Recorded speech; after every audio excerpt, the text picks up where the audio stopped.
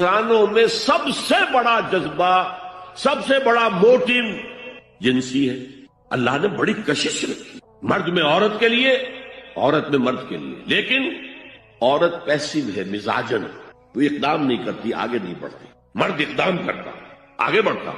ये जो कशिश है, इसके नतीजे में मर्द और औरत के दरमियान बेहिजाबी गोया के आग पर तेल डालना है, आग भड़केगी। इस्लाम ने इसको रोका है। पूरा निजाम उसका माशरती, एक बहुत बड़ा पर्दा पूरे माशरे में है, बहुत बड़ा पर्दा।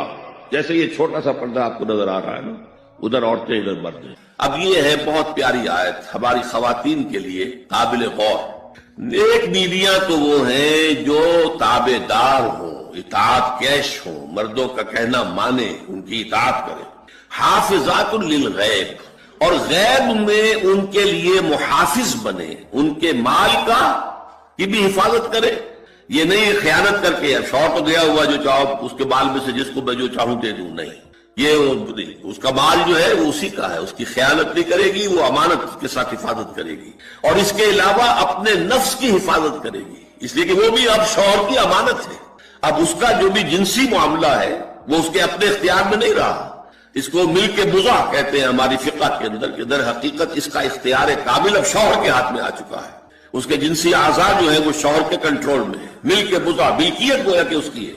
लिहाजा इसमें कोई खयानत अगर वो कर रही है तो वो भी इसके खिलाफ हो जाएगा मामला। फस्सालिहात व क़ानितातुन, तो नेक बीबियां वो होती है जो ताबेदार हो, फरमाबरदार हो, और गैब में यानी शौहरों की अदम मौजूदगी में, जबकि वो मौजूद नहीं है, हिफाजत करने वाली हो। और वो हिफाजत माल की भी और उसके उनका अपने नफ्स की भी। और ये काम आसान नहीं है, आपको मालूम है। शौहर कभी 4 महीने के लिए बाहर चला गया है, कभी 1 साल के लिए बाहर चला गया है। औरत के लिए अपने नफ्स को थामे रखना, अपने जिनसी ख्वाहिशात को, फर्ज की जवान औरत है, उसकी भी तो नुकसान ख्वाहिशात है, तो आसान काम नहीं है। यही वजह है, आपके इल्म में होगा कि वाकया बड़ा अजीब पेश आया था, उसको बयान करते हुए शर्म भी आती है। हजरत उमर रजी अल्लाह ताला अन्हु अपनी रात के गश्त में एक मकान के पास से गुजर रहे थे, तो उन्होंने सुना कि एक औरत जो है वो बड़े दर्द भरे अल्फाज में कुछ गा रही है।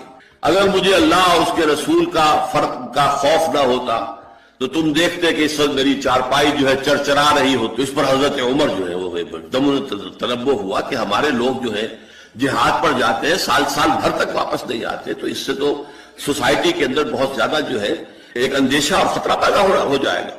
तो उन्होंने अब देखिए ये बात भी कि दीन में कोई शर्म और हया इस मामले में नहीं है, कि अपनी बेटी से पूछा, हजरत हफ्सा से। अब वो बेटी भी है और उम्मुल मोमिनीन भी है, हुजूर की अहलिया है तो उम्मुल मोमिनीन है, लिहाजा हजरत उमर के लिए भी मां के दर्जे में है, अगर चाहे हजरत उमर की साहिबजादी। कि तुम मुझे बताओ हफ्सा, एक औरत ज्यादा से ज्यादा कितने अरसे तक सब्र कर सकती? और कोई कबाहत महसूस नहीं की हजरत हफ्सा रजी अल्लाह ताला अन्हा ने, का 4 महीने। तो फिर उन्होंने ये ऑर्डर नाफिज कर दिया, कोई मुजाहिद 4 महीने से ज्यादा जो है वो बहास पर न रहा है, लाजमन वो आए छुट्टी लेकर और वो घर पहुंचे। आप इसकी रोशनी में देखिए जो कुछ हमारे यहाँ हो रहा है। इमारात में जो लोग काम करते हैं, सऊदी अरब में काम करते हैं, बाहर के ममालिक में काम करते हैं, जवान बीवियों को यहाँ छोड़ जाए, फिर जो किस्से होते हैं, जो स्कैंडल्स होते हैं, फिर जब वो शौहर साहब तशरीफ लाते हैं तो वो देवर और बीवी जो है मिलकर उसे कत्ल करते हैं, इसलिए कि यहां तो दुनिया बदल चुकी है, देवर की और भाभी के रिश्ता कुछ और ही बन चुका है। लिहाजा वो कत्ल भी करते हैं, माल भी सारा ले लेते हैं। ये सारी खबरें आप अखबारात में पढ़ते हैं। ये क्यों है? फितरत के खिलाफ एक तर्ज अमल आप इख्तियार कर रहे हैं। या तो अपनी फैमिलीज को साथ लेकर जाएगी, या ये है कि फिर ये वक्फा का जो है मामला ज्यादा, मैं समझता हूं इस हदीस के बाद जो हजरत उमर का फैसला था 4 महीने का, इससे जायद जो है बाहर स्टे करना, अपने घर ना आना, एक एतबार से गुनाह के दर्जे की बात हो जाएगी। अलैकुम बिसुन्नती व सुन्नतिल खुलफाए राशिदीन अल महदीयीन, तुम्हारे जिम्मे है मेरी सुन्नत भी और खुलफाए राशिदीन जो है मेरी उनकी सुन्नत भी। इंसानी तमद्दुन का अहम तरीन और बुनियादी तरीन मसला क्या है? तमद्दुन का एक है इंसानी जिंदगी का मसला। इंसानी जिंदगी का सबसे पहला मसला वही है कि जो हैवानी जिंदगी का भी है, अपनी मादी जरूरियात, पेट खाने को मांगता है, सबसे पहले यही है, इसमें कोई शक नहीं। लेकिन इसके बाद जब 2 इंसान मिलते हैं और उससे तमद्दुन शुरू होता है, इसका सबसे बड़ा मसला है इंसान की शहवत। अल्लाह ने 2 जिनसें बना दी हैं, मर्द हैं, औरत हैं, और इन दोनों के दरमियान ताल्लुक से नस्ल आगे चलती है। अब इस मामले को कैसे हार्नेस किया जाए, कैसे मुनज़्ज़म किया जाए, ये जज्बा बहुत पोटेंट है। जो फ्रॉइड ने कहा है بس وہ یوں سمجھیے کہ ذرا زیادہ مرچ مسالہ لگا دیا، ورنہ اس میں کوئی شک نہیں کہ یہ بہت ہی پورٹنٹ جذبہ ہے انسان کا. انسٹنکٹ جو ہے، سیکس کا انسٹنکٹ، وہ بہت مضبوط ہے، بہت قوی ہے. لیکن جو شاید اتنی قوی ہو اتنا ہی اسے پھر، جو گھوڑا جتنا منہ ہو اتنا ہی اس کو لگام دینا جو ہے وہ آسان نہیں ہوتا، اس کے لیے پھر مشقت کرنی پڑتی ہے. تو اب اگر تو اس سیکس کو اوپن کر دیا جاتا، کھلا سیکس، فری سیکس، آج کل یہ لفظ استعمال ہوتا ہے، فری سیکس، کیوس ہوتا، تمدن میں فساد ہو جاتا. اس کے لیے شادی کا معاملہ کہ ایک عورت کا ایک مرد کے ساتھ رشتہ رہے، سب کو معلوم ہو کہ یہ اس کی بیوی ہے، یہ اس کا شوہر ہے، تاکہ اس طریقے سے نسب کا معاملہ بھی چلے اور ایک خاندانی ادارہ وجود میں آئے. ورنہ تو خاندانی ادارہ بس کیسے وجود میں آئے گا؟ فری سیکس میں تو خاندانی ادارہ وجود میں آ ہی نہیں سکتا. تو شادی کا، نکاح کا یہ رشتہ جو ہے یہ اللہ تعالیٰ نے اختیار کیا اور یہ انسانوں کو سکھایا. اور آج کی دنیا میں تو جو یہ مرد و عورت کی مساوات کا سلسلہ ہے، یہ شیطان کا سب سے بڑا فلسفہ اور معاشرے میں فساد اور گندگی پیدا کرنے کا اس کا سب سے بڑا ہتھیار ہے. اور اب جو کچھ نہیں صحیح اقدار ہماری ایشیا کے ممالک جو ہے، زیادہ تر مسلمان ممالک ہیں، ان میں خاندانی نظام کی جو بچی کھچی شکل رہ گئی ہے اس کو برباد کرنے کے لیے یہ قاہرہ کانفرنس اور بیجنگ کانفرنس، اس ایشیا کا گھیراؤ دونوں طرف سے، مشرق سے اور مغرب سے، کہ عورت کو آزاد کرو، عورت کو اٹھاؤ، ایمینسیپیشن کے نام پر، آزادی کے نام پر، اور مرد و عورت کی مساوات کے نام پر، تاکہ خاندانی نظام ٹوٹ کر رہ جائے، جیسے کہ ان کے ہاں ٹوٹ چکا ہے. خاندانی نظام نے، یہ کلنٹن صاحب نے کہا تھا اپنے سال 9 کے میسج میں کہ ان قریب ہماری قوم، امریکن نیشن، بہت جلد اس کی اکثریت حرامزادوں پر مشتمل ہوگی، born out of wedlock, وہ کسی شادی کے نکاح کے نتیجے میں کوئی وجود میں نہیں آئے، زنا کے نتیجے میں وجود آئی ہوئی قوم ہوگی. ون پیرنٹ فیملی رہ گئی ہے، ماں ہی باپ ہے اور وہی ماں ہے، اور وہ دونوں وہ جانتے ہی نہیں. اب وہاں بڑی ایک مہم اٹھ رہی ہے کہ ہر انسان کا حق ہے کہ اسے معلوم ہو کہ میرا باپ کون ہے. وہاں تو بہت سے لوگ پتہ ہی باپ کون ہے میرا کیا پتہ. یہ تباہی ہے جو اس معاشرے پر آ چکی ہے، اور ہمارے ہاں بھی لوگ اسی معاشرے کی نقالی پر کوشش کریں. وَيَسْأَلُونَكَ عَنِ الْمَحِيضِ، اور وہ عورتوں کے ایام ماہواری کے بارے میں آپ سے سوال کر رہے ہیں. قُلْ هُوَ أَذًى، کہہ دیجئے وہ ایک ناپاکی بھی ہے اور ایک تکلیف کا مسئلہ بھی ہے. فَاعْتَزِلُوا النِّسَاءَ فِي الْمَحِيضِ، تو حیض کی حالت میں اگر تمہاری بیویاں ہوں تو ان سے علیحدہ رہو، مقاربت نہ کرو. وَلَا تَقْرَبُوهُنَّ حَتَّى يَطْهُرْنَ، اور ان سے مقاربت نہ کرو یہاں تک کہ وہ پاک ہو جائیں. فَإِذَا تَطَهَّرْنَ، وہ کیفیات کیا ہیں، میں کچھ احادیث کے حوالے سے وہ میں نوٹ کر کے لایا ہوں، آج آپ کے سامنے رکھ رہا ہوں. پہلی بات یہ معلوم ہوتی ہے کہ اس دور میں، اس دجالی فتنے میں، انسان کو جو قواعد طبعیہ ہیں، جو قدرت کی طاقتیں ہیں، کائناتی قوتیں ہیں، ان پر غیر معمولی غلبہ، اقتدار، اختیار حاصل ہو جائے گا، اور وہ دجال متصرف ہوگا ان تمام قواعد طبعیہ پر، بالکل ایسے انداز میں جیسے کبھی انبیاء کرام علیہ السلام کو اللہ تعالیٰ معجزے عطا فرماتا. وہ معجزے کہ جو اللہ تعالیٰ کے فضل و کرم سے اللہ کے رسولوں کو عطا ہوئے ہیں، گویا کہ وہ سب کی سب کیفیات ہیں کہ جو دجال کے بارے میں قرآن مجید یا احادیث نبیہ میں وارد. مثلا پہلی بات یہ بتائی گئی کہ اس کے لیے فاصلہ بے معنی ہو کر رہ جائے گا، انتہائی تیز رفتاری ہوگی جو اسے حاصل ہوگی. چنانچہ الفاظ یہ ہے کل غیث سے استدبرت الریح، وہ ایک ایسے طوفان کے مانند جو ہے وہ سیلاب آئے گا کہ جیسے کوئی بہت زوردار آندھی جو ہے اس کے ساتھ طوفان آیا کرتا ہے. آپ سائیکلون کا تصور کیجئے کہ جس طریقے سے وہ ایک انتہائی تیز رفتار ہوا جو ہے وہ طوفان کو لے کر آتی ہے، اس طور سے وہ فتنہ پھیلے گا. ایک اور حدیث میں الفاظ ہے فلا تدع قرية الا حبطتها في 40 ليلة، یہ مسلم شریف کی روایت ہے حضرت نواس بن سمعان رضی اللہ تعالی عنہ. کوئی قریہ تک نہیں چھوڑے گا دنیا کی کوئی آبادی چھوٹی سے چھوٹی جس میں وہ نہیں پہنچ جائے گا 40 دن کے اندر اندر. یہ اس کی تیز رفتاری کا عالم ہوگا. گویا کہ میں تعبیر کر رہا ہوں اسے ان الفاظ سے کہ فاصلہ بے معنی ہو کر رہ جائے. اسی کے ضمن میں بعض اور روایات آئی. سواری جو ہے اس دجال کی اس کو گدھے سے تعبیر کیا گیا ہے، اس لیے کہ ظاہر بات ہے اس دور میں اور کسی شے کا اگر تذکرہ کیا جاتا ہوائی جہاز کا یا راکٹس کا تو وہ تو لوگوں کی سمجھ میں نہ آتا، اور پہلے انہیں ساری سائنس پڑھانی پڑتی تب وہ الفاظ استعمال کرتے. لہذا وہ اس کا خچر، اس کا جس پر سواری ہوتی ہے، لیکن اس کی تیز رفتاری کے لیے الفاظ آئے ہیں کہ اس کا ایک قدم اگر مکے میں ہوگا تو دوسرا قدم شام میں جا کر پڑے. اور الفاظ یہ آئے ہیں کہ اس کے دونوں کانوں کے درمیان فاصلہ جو ہے وہ 40 باع کا یعنی 80 ہاتھ کا ہو. بلکہ حضرت علی رضی اللہ تعالیٰ عنہ کے خطبے میں جو اس کا بیان ہوا ہے کہ اس کا ایک کان جو ہے وہ 30 ہاتھ لمبا کان ہوگا اس کا. ابھی ذرا یہ صرف احادیث آپ سنتے جائیے، پھر اس کے بارے میں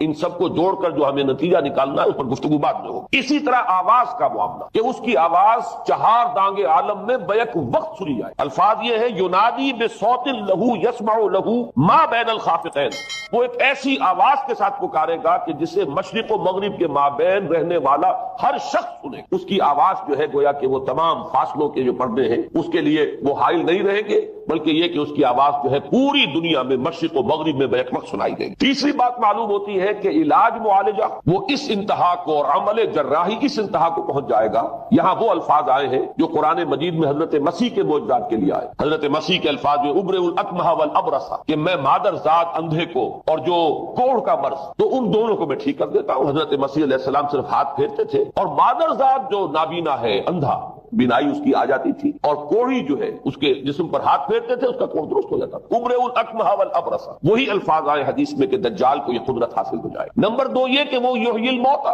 جیسے کہ حضرت مسیح کے الفاظ ہیں وہ یحیی الموتى، میں زندہ کرتا ہوں مردے کو. حضرت مسیح فرماتے تھے ایک مردے کو قم باذن اللہ، وہ کھڑا ہو جاتا تھا. بالکل اسی طریقے سے دجال کو بھی قدرت حاصل ہو جائے گی کہ وہ مردوں کو زندہ کرے گا. مزید وضاحت ایک حدیث میں یہ ہے کہ وہ ایک شخص کو آری کے ساتھ بیچ میں سے چیرے گا، 2 ٹکڑے کر دے گا، پھر سیدھے گا اور زندہ. معلوم یہ ہوا کہ علاج معالجے کا علم اور دوسرے یہ کہ جراحی کا علم جو ہے وہ اپنی ان بلندیوں کو پہنچے گا کہ اس حد تک انسان کی رسائی ہو جائے. چوتھی بات، اس کو زمین اور فضا پر اس قدر غلبہ حاصل ہو جائے گا. الفاظ یہ حدیث کے یامر السماء فتمطر، وہ آسمان کو حکم دے گا بارش برسا اور وہ بارش برسائے گا. والارض فتنبت، اور زمین کو حکم دے گا کہ فصلیں اگا اور وہ اگائے گی. ویمر بالخربۃ فیقول لها اخرجی کنوزک، اور وہ کسی ویرانے پر سے گزرے گا، اسے حکم دے گا، ویران چٹیل میدان، اور حکم دے گا کہ اپنے خزانے نکال. اور فرمایا اس کا نتیجہ یہ نکلے گا فتتبعہ کنوزها، تو اس زمین کے جو خزانے ہیں وہ نکل کے اس کے ساتھ چلنے شروع ہو جائے. زمین پر قدرت، فضا پر قدرت. بارش کا حکم ہوگا وہ بارش ہو جائے گی، آسمان بارش برسائے گا، زمین اپنے خزانے اگل دے گی. پانچویں بات، وَيُبْعَثُ مَعَهُ الشَّيَاطِينُ عَلَى صُورَةٍ مَّن مَاتَ، اس کے ساتھ کچھ ایسے شیاطین مبعوث ہوں گے کہ جو ان صورتوں کو اختیار کریں گے ان لوگوں کی جو مر چکے ہیں. من الآباء والأمہات والمعارف، جو آباء و اجداد اور مائیں اور دادیاں اور جو بھی جان پہچان والے لوگ ہیں جو فوت ہو چکے ہوں گے، وہ ان کی صورت اختیار کریں گے. فَتَأْتِيَ أَحَدَهُمْ فَيَقُولُ أَلَسْتُ فُلَانًا أَلَسْتَ تَعْرِفُنِي، پھر وہ آئے گا اور وہ شیاطین آئیں گے اور انسان سے کسی سے بات کریں گے، کیا تم مجھے نہیں پہچانتے؟ کیا میں تمہارا فلاں رشتہ دار نہیں ہوں؟ اپنی نشانیاں بیان کریں گے اور لوگ پہچانیں گے. یہ وہ احادیث ہے کہ جن کا جو نتیجہ نکلتا ہے اس کو پہچان لیجئے. وہ نتیجہ یہ ہے کہ حضور صلی اللہ علیہ وسلم نے دجالی فتنے کے جو اوصاف بیان کیے یا جو علامات بیان کی، ان کا حاصل یہ ہے کہ سائنس اور ٹیکنالوجی کی وہ بلندیاں انسان کو حاصل ہو جائیں گی کہ جو چیزیں کبھی رسولوں کے معجزوں سے ظہور پذیر ہوتی تھی وہ قوانین طبیعہ پر تصرف کے باعث خود انسان کرنے لگے. یہ ہے در حقیقت حاصل. چنانچہ آج آپ دیکھیے وہ جو اس کا گدھا ہے وہ ہمارے آج کل کے ہوائی جہاز ہے، اور آپ کو معلوم ہے کہ یہ رڈار جو ہے ان کے ہوائی جہازوں کے یہ بالکل اینڈز پر ہوتے ہیں، ان کے بازوؤں پر، اور یہی ان کے کان ہیں، انہی سے انہیں وہ معلومات حاصل ہوتی ہیں. خود ان کی لمبائی چوڑائی جو ہے وہ کتنی ہے، اور پھر یہ کہ ان کے درمیان فصل جو ہے وہ 80 ہاتھ کا یا 40 ماہ کا وہ موجود ہے. اور جہاز کی ایک اڑان اب تو کہیں بات پہنچ گئی کہ آپ کو معلوم ہے کہ پوری دنیا کے گرد بھی ایک جہاز جو ہے وہ چکر لگا لیتا ہے چند گھنٹوں کے اندر. لیکن یہ ہے کہ عام جو رفتار ہے اس میں بھی ایک پڑاؤ سے دوسرے پڑاؤ تک، ایک جگہ سے جس کو ہاپ کرنا کہتے ہیں، یہ بھی کم سے کم 500-700 میل کا عام طور پر سفر جو ہے وہ جہاز طے کر رہا ہے. اسی طریقے سے ہماری جو سائنس کی خاص طور پر جو طبی سائنس ہے، اب اس میں جس طریقے سے کہ زندہ رکھا جاتا ہے انسانوں، اور وہ ویجیٹیبل چاہے کہا گیا ہے ان کو ہیومن ویجیٹیبلز، لیکن یہ کہ دل کی دھڑکن بھی چلائے جا رہے ہیں، خوراک بھی پہنچا رہے ہیں، آدمی جو ہے وہ زندہ سال ہر سال تک زندہ پڑا رہتا ہے. اور یہ کہ سرجری بعض جانوروں پر تو یہ بات ہو چکی ہے کہ کاٹے گئے ہیں اور پھر ان کو سی دیا گیا ہے، جوڑ دیا گیا ہے. یہ تمام جو بھی معجزے ہیں اس وقت سائنس دکھا رہی ہے. اسی طرح اگر یہ معجزہ دیکھنا ہو کہ زمین لق و دق زمین جہاں کہیں کوئی آثار نہیں تھے کسی ایک پتے تک کے اگنے کے، اگر وہاں لہلہاتے ہوئے آپ کو چمن دیکھنے ہو تو ویسے سب سے پہلے تو یہ معاملہ ہوا تھا اسرائیل نے جو کر کے دکھایا تھا، لیکن اب تو آپ ابو ظبی چلے جائیے، سعودی عرب میں چلے جائیے. سعودی عرب کے اندر حال یہ ہے کہ آپ اگر ہوائی جہاز سے سفر کریں ریاض سے جدے تک تو آپ کو جگہ جگہ بڑے سرکولر پیچز نظر آئیں گے جہاز سے، نہایت گرین، اور اس کے اندر جو ہے آرٹیفیشل اریگیشن کے ذریعے سے اور بہت عمدہ وہاں کاشت ہو رہی ہے، اور بہت خوبصورت فارم جو ہے وہ تمام کے تمام سرکولر پیچز، اس لیے کہ جو اریگیشن ہوتی ہے وہ ان ویلز کے ذریعے سے ہوتی ہے کہ جو ایک سرکل میں چلتے ہیں اور پانی کی وہ آرٹیفیشل بارش جو ہے وہ ہوتی رہتی ہے. باقی یہ کہ فضا سے آرٹیفیشل رین، یہ تو بہت ہی سادہ سی بات ہے کہ فضا کے اندر ایٹماسفیرک کنڈیشنز کو ذرا تبدیل کیا جائے تو بارش آ جاتی ہے. اور باقی رہ گیا آواز کا یہاں سے وہاں جانا، وہ تو آواز ہی نہیں ہے، تو آپ صورتیں دیکھ رہے ہیں. آپ کو نیو یارک میں بیٹھا ہوا خطاب کرے، آپ پوری دنیا کے اندر جہاں چاہیں وہ آل ورلڈ اینٹینا آپ کے پاس صرف ہونا چاہیے. باقی یہ کہ آپ دنیا کے کسی بھی گوشے میں بیٹھے ہوئے کسی شخص کا خطاب جو وہ سن سکتے ہیں۔ تو معلوم یہ ہوا کہ در حقیقت یہ جو دجالی فتنہ ہے، یہ جس کے اوصاف جو بیان کیے گئے، ابھی میں اس کو لفظ فتنہ سے تعبیر نہیں کر رہا، اسے جس چیز نے فتنہ بنایا وہ ابھی میں آپ سے عرض کروں گا، لیکن یہ جتنے اوصاف حدیث میں آئے، جتنی صفات بیان ہوئی ہیں، جو کوائف وہاں سامنے آ رہے ہیں، ان سب کا حاصل تو ایک لفظ میں یہ ہے کہ سائنٹیفک ڈیولپمنٹ اور ٹیکنالوجیکل ڈیولپمنٹ وہ اس درجے کی ہو جائے گی کہ قواعد طبیعیہ پر، فورسز آف دی نیچر پر انسان کو تصرف اور تسلط حاصل ہو جائے گا اور وہ انہیں استعمال کرے گا، اور اس طریقے سے اس کے اندر وہ ساری کی ساری کیفیات جیسے کہ آج ہم دیکھ رہے ہیں اپنی نگاہوں کے سامنے وہ پیدا ہو جائے۔ اب سوال یہ ہے کہ اس شے کو فتنہ کس چیز نے بنایا، یہ بات سمجھ لیجیے۔ جہاں تک سائنسی ترقی کا تعلق ہے، تکنیکی ترقی کا تعلق ہے، یہ چیزیں فی الاصل فتنہ نہیں ہے، یہ تو وہ علم آدم الاسماء کلھا کا ظہور ہے۔ اللہ تعالیٰ نے ازل میں حضرت آدم علیہ السلام کو جو صلاحیت عطا فرما دی تھی، یہ ایکسفولیشن ہے اس کا ظہور ہے۔ جیسے کہ آم کی گٹھلی میں آم کا درخت ہے، لیکن ظاہر بات ہے کہ اس کو درخت بننے میں وقت لگتا ہے، پہلے وہ 2 پتے نکلتے ہیں، پھر وہ بڑھتا ہے معاملہ، کئی سال میں جا کر وہ درخت جو ہے وہ جوان ہوگا، وہ پھل دے گا۔ اسی طریقے سے یوں سمجھیے کہ بالقوہ وہ علم حضرت آدم علیہ السلام کو دے دیا گیا، یعنی وہ صلاحیتیں ودیت کر دی گئی، وہ فیکلٹیز، سمع اور بصر اور فؤاد، دیکھو سنو نتیجہ نکالو اور آگے بڑھو۔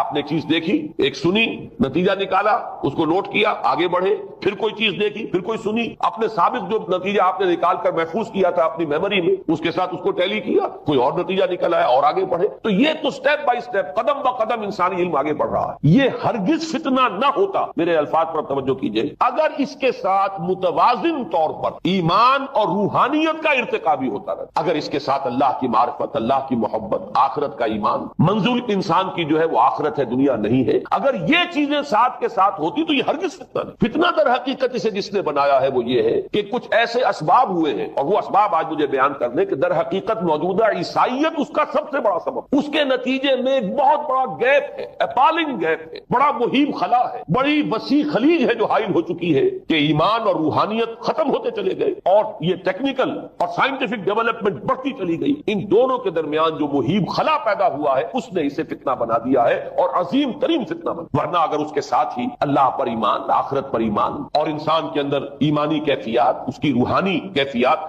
اگر یہ بھی برقرار رہتی، بلکہ اس کے ساتھ متوازن طور پر ان کو ترقی کرنا چاہیے، تو یہ ہرگز فتنہ نہیں ہے۔ تو پہلی بات یہ سمجھ لیجئے کہ اگرچہ دجالی فتنے کے جو صفات، اس کے اوصاف، اس کی علامات، اس کے مظاہر جو بھی حدیث کے ذریعے سے ہمیں معلوم ہے، جس کا میں نے ابھی آپ کے سامنے تذکرہ کیا، وہ سب در حقیقت تعبیر ہے اس دور کا جو محاورہ ہے، اس دور کی جو زبان ہے، اس دور میں جن الفاظ سے گفتگو کی جا سکتی تھی، اس دور کے ایڈیم میں آج کی جو سائنٹیفک اور ٹیکنالوجیکل ترقی ہے، گویا کہ اس کی تعبیر کی گئی ہے کہ وہ دجالی فتنہ ہوگا۔ لیکن اس شے کو فتنہ بنانے والی شے در حقیقت یہ ہے کہ ایک بہت بڑی خلیج حائل ہو چکی ہے ایمان اور روحانیت اور دوسری طرف سائنٹیفک اور ٹیکنالوجیکل ڈیولپمنٹ میں، ان دونوں کے درمیان اتنا بودھ اور فخر پیدا ہو گیا ہے کہ جس کی وجہ سے اس نے فتنے کی شکل اختیار کی۔ اس کا سبب کیا ہے، آج ہمیں اس پر غور کرنا ہے۔ دیکھیے حضرت مسیح علیہ السلام کا دین، اور جیسا کہ میں نے عرض کیا ہے سورہ کہف کے پہلے رکوع میں تذکرہ انہی کا ہو رہا ہے، وَيُنذِرَ الَّذِينَ قَالُوا اتَّخَذَ اللَّهُ وَلَدًا مَا لَهُم بِهِ مِنْ عِلْمٍ وَلَا لِآبَائِهِمْ كَبُرَتْ كَلِمَةً تَخْرُجُ مِنْ أَفْوَاهِهِمْ يَقُولُونَ إِلَّا